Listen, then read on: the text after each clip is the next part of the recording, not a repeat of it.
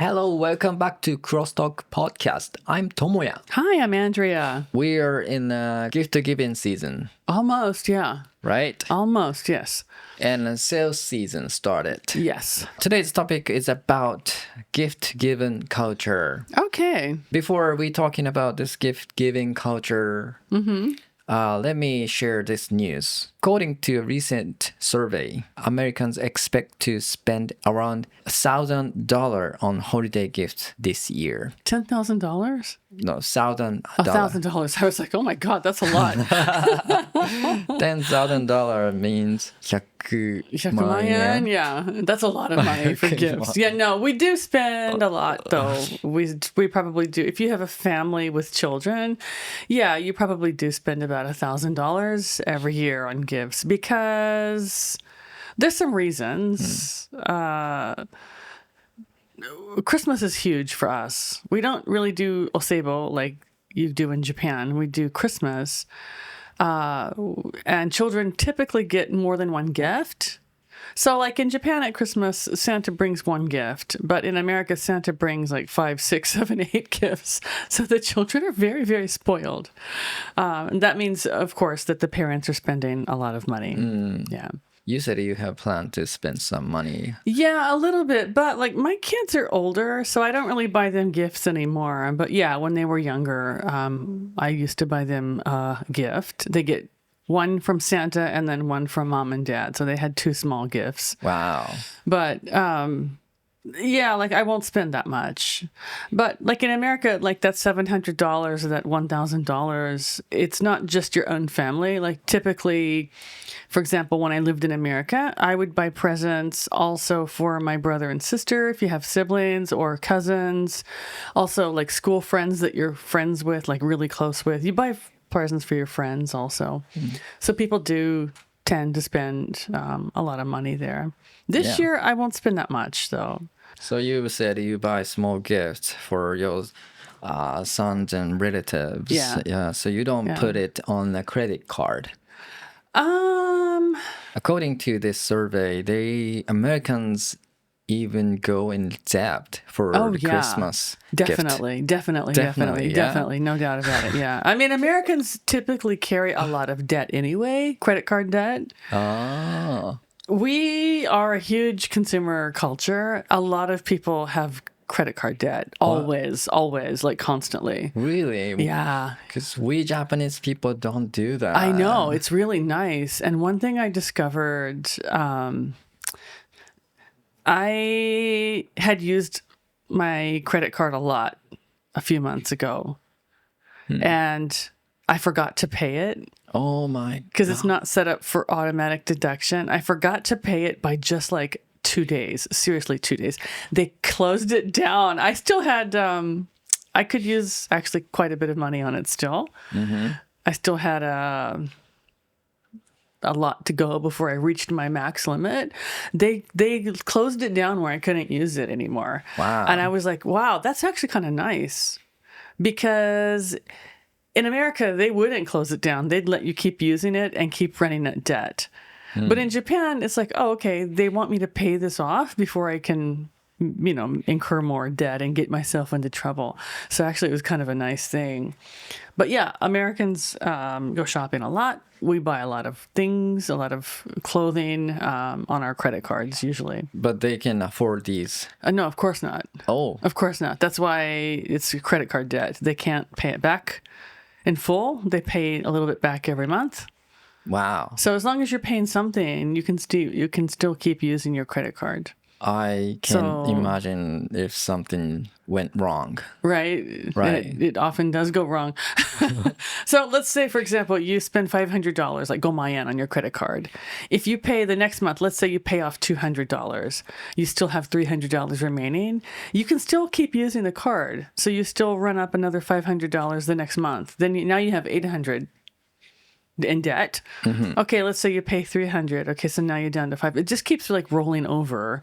It's like a continuous cycle where you have more debt than you're able to pay off. Wow, the same credit card, but it's kind of a different system here in the US. Yeah, it's very different. It's very different. But is this happening because people feel pressure to spend more money.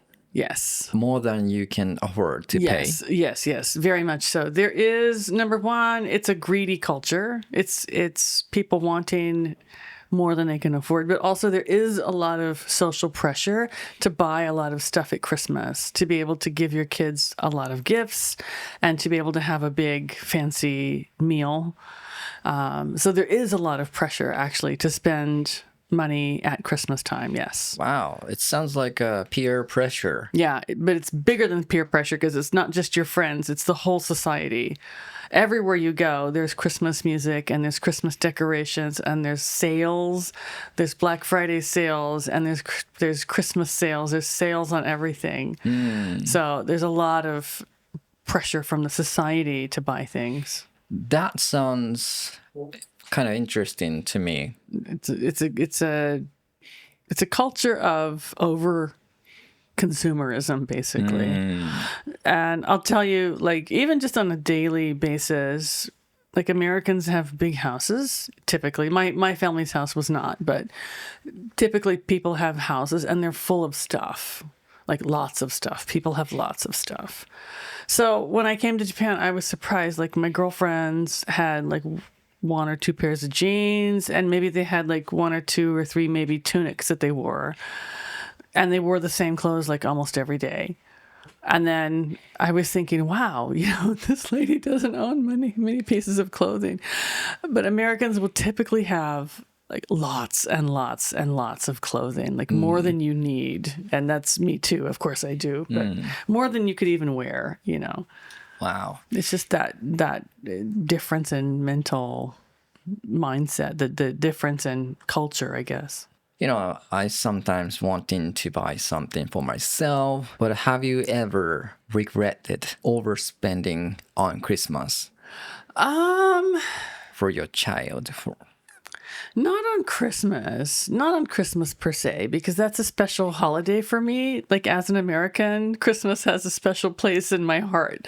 So that's okay. I don't mind spending a lot for Christmas because I can work and pay it back. And when my kids were small, honestly, I didn't have a credit card. I paid everything in cash. So I either had the money or I didn't have the money. So no, not Christmas per se, but yeah. Credit cards get people into trouble because it's easy to swipe or to tap your card and then you forget what you've bought. And then you get the bill and you're like, oh, I didn't realize I spent that much. Oh, how am I going to pay this back now?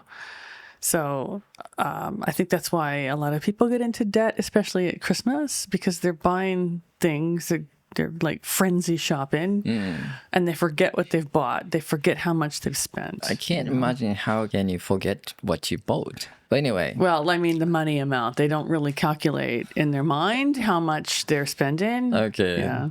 So that's a social pleasure. Yeah. I guess. Yeah. So speaking of gift-giving culture, I want to talk about this new trend. I don't know if this is a new trend, but anyway, let me explain. Okay. So it's easy to give toys, like a stuffed doll, to your child. Yeah. But experience gift are another trend, I guess. Is it a trend? Maybe. So instead of giving, a physical stuff, spend time together with your child. Yeah, or your family or your friends too. Right. Yes, of course. I like that. I actually like that better in a way because as an adult, I already have a lot of things, and because I work, I can buy whatever I want for myself. So I would prefer just to go have a nice dinner or, take a short trip, have an experience with someone. As an adult, that sounds good to me. Yeah, since consuming culture overwhelming the world. Yeah. Japan, the US especially, I guess. Yeah. And then sharing your experience with somebody is probably precious thing in the future. I think so. And I think, like I said, especially as an adult, we can appreciate that more. Kids, that might be difficult unless it's some kind of fantastic thing that they want to do, like, a trip to a great theme park or an amusement park or to go see some sports game that they like, then maybe you could do that with kids. But I think adults can appreciate that. Yeah, that sounds more meaningful to me.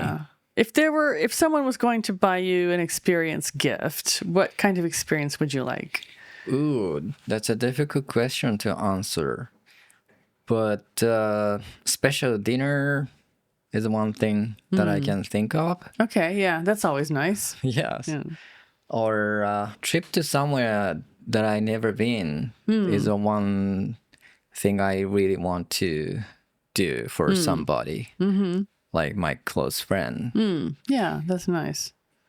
And yeah, or I was keep it the secret, but I'm thinking to sending some learning materials, toys to Myanmar, where my friend live.